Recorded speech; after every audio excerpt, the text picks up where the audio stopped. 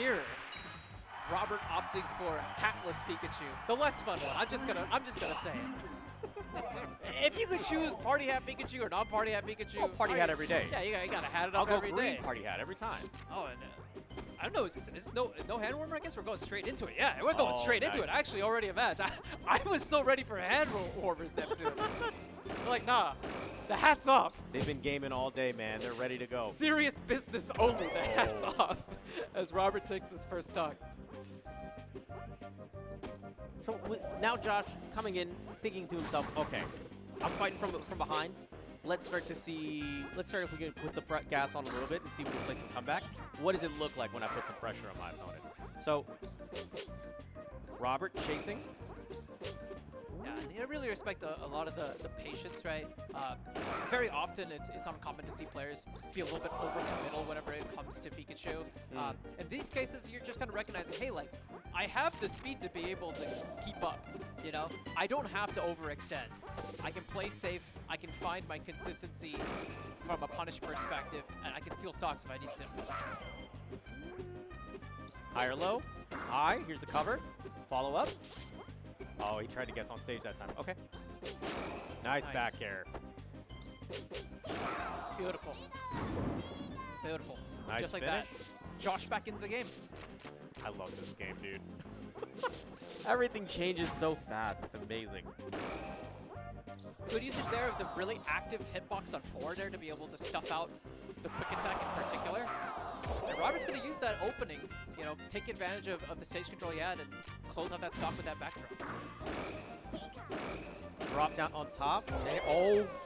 Okay, no, it's okay. It's just game one. It's just data. It's just data. It's just fine. data. You're giving them less. It's Yeah, okay. yeah. It was tactical. Tactical SD? I don't know about that, man. I don't know about that.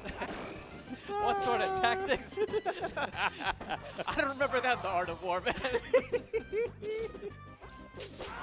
Oh, you didn't read the chapter on Pikachu SDs in the Art of War, bro? Oh, man. That would make me SD if Sun Tzu wrote about that, all right? Oh, dude. Anyways, back to the match. Robert, I'm pretty comfortable in this first game, you know? I'm wondering, you know, like 64, in other Smash titles, you're often thinking like, oh, like maybe this is one of those where I just kind of phone it in a little bit, maybe take the data, but 64 is such a fast pace, you know, dynamic sort of game where you could make a comeback really at any time. So Josh is definitely fighting here, right? Back road, not going to be able to finish it. What's the edge guard looking? Boom. High, yeah, great call out.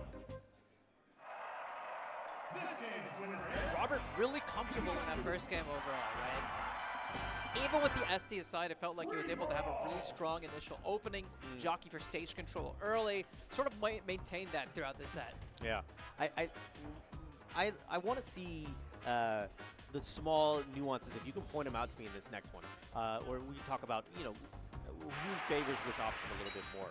I want to see how each one gets defined a bit. All right, going into the next one. And again, the big thing to watch out for is to try to pick up on what are the opening options that each player is comfortable with, right? Right now, what we're seeing from Robert, pretty good comfortability whenever it comes to throwing out that forward air in particular for the active hitbox, but again, not the strongest attack from an initial perspective, so I'd be curious to see if it ends up getting stuffed up by some of these back airs that Josh is really comfortable with. Makes sense. Again, just dancing in neutral. Oh. Josh is finding a couple of these openings, but I feel like he's getting so much less for them in contrast to Robert, who seems to have been able to do a little bit more with this punish. All right, great usage there of the up smash. There's a little bit of that pressure on that shield in particular, and Josh had enough time to be able to follow up with a quick grab to maintain that stage control. Starting to hold that center stage. Looking for the down air. Trying to see if they can find some sort of an opening with the grab. I wonder if Josh is going to pick up on that. I don't know. Oh, great coverage with the up tilt and beautiful quick attack there, right? No additional direction, the single input, the extra duration, able to mix up Robert, who I think was expecting Josh potentially to recover high onto the stage, maybe onto platform. There's the follow-up here. Yeah, I mean, Robert's just here just kind of padding the lead a little bit. Looking for one of these pivot up tilts, potentially a back air to follow up. And again, just kind of sort of maintaining this control. Ooh. Well, combo break there. Oh, the... What? Whoa, okay. Please explain. Kind of crazy work there. You know, again, you can use that quick attack to be able to escape a lot of these punish opportunities that your opponent has. But in that case, Robert was pretty non-committal with the simple jab and had the time to be able to follow up and continue the punish. Beautiful recovery. Nice. Yeah. That low profile was really slick. Yeah, super smart. Barely avoiding the back air hitbox and being able to capitalize with the hitbox of that down tilt. Boxing out. Oh. Diving a little deep. A bit deep. Wispy assisted escape options. We'll take those.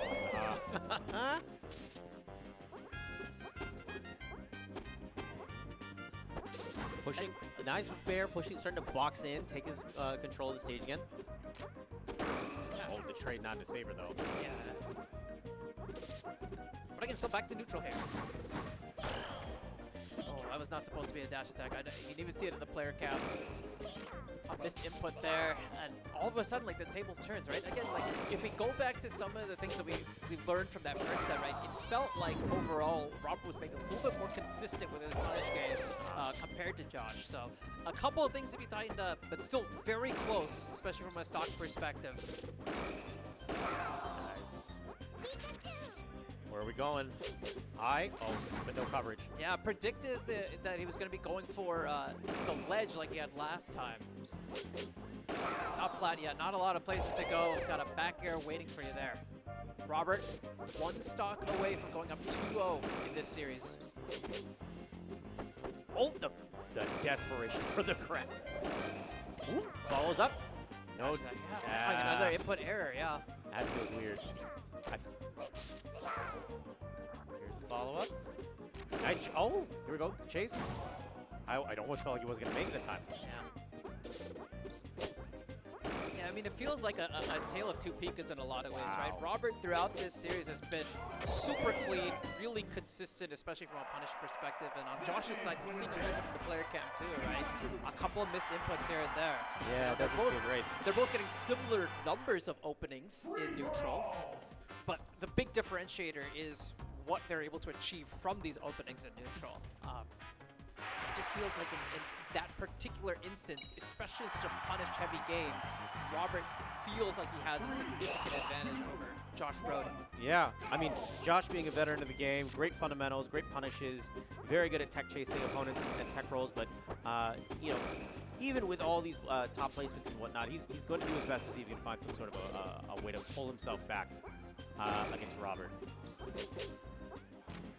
All right, recovering high that time to go to platform, and Robert, again, just there, stuffing it with some of these aerials.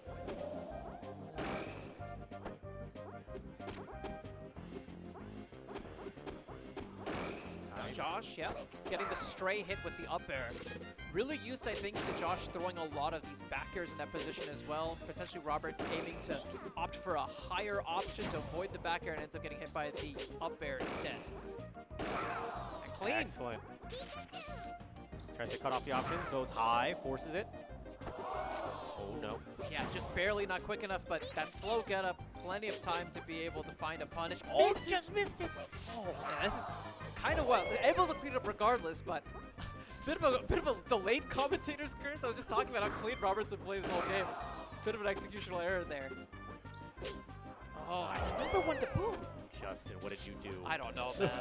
I don't know. I wasn't trying to curse anybody. I just said the Pico was clean, man. Oh, dude. Okay, how is he going to clean it up? Let's see. Yeah, there, Josh, again, I think he had an input error. He was trying to ledge drop. It seemed like it ended up rolling. Instead, Robert was able to capitalize with a quick little punish. More importantly, get the stage control, which was so critical to closing out these stocks. And then, at that point, once you've pushed someone so much further past down the lip of the stage, you kind of understand there's a higher likelihood that they're going to have to hit the stage. So just setting up, finishing it off, good job cleaning the plate. Yeah, again, for a character like Pikachu that has so many recovery options, if you're hit far enough, there's only really one place you can go. Yeah, man. And man, there seems like right now there's only one place that Josh can go, man. Robert has been so dominant throughout this entire set. His play overall has been extremely clean. Josh is going to really need to tighten up if he's going to be able to make this comeback happen. Back throw gives him stage control. Let's see if he can get a little bit more. Let's see if this is a start. Maybe this is the run. Let's see. Maybe an opportunity there. Doesn't want to overcommit. This is a really scary position for Josh, right? Because he needs to play aggressive enough to be able to close out these stocks. But at the same time, if he overcommits, that's going to be what seals his fate in this bracket. And at that percentage is the options that he had to go for were the single big hits, thus limiting his amount of approaches and telegraphing him. So now, back to this nice clean slate, he gets a lot more fun opportunities available to him. Wow, really smart play there from Robert, making it seem like he was just going to be a little bit comfortable on that top platform, drops immediately. He's able to pad his lead a little bit with that aerial, and beautiful patience from Josh. Oh, just continuing to try to look for these stray back airs. Let's see if he can find, oh. Very close. Again, it's a lot of stray hits right now in the neutral game, right? We're not seeing too many conversions. Wow. Smart recovery, but Robert has seen that trick. He had it. And that's close. Oh. Wow, the recovery, the escape, exactly what you're talking about. Yeah. Robert's trying really hard here not to overcommit to make sure that Josh can't come back, but I think that maybe is potentially leading to these opportunities for Josh to be able to play patient and walk back into this game, and all of a sudden, it's totally tied. One stock apiece. This is pretty... Man, Josh. I'm impressed.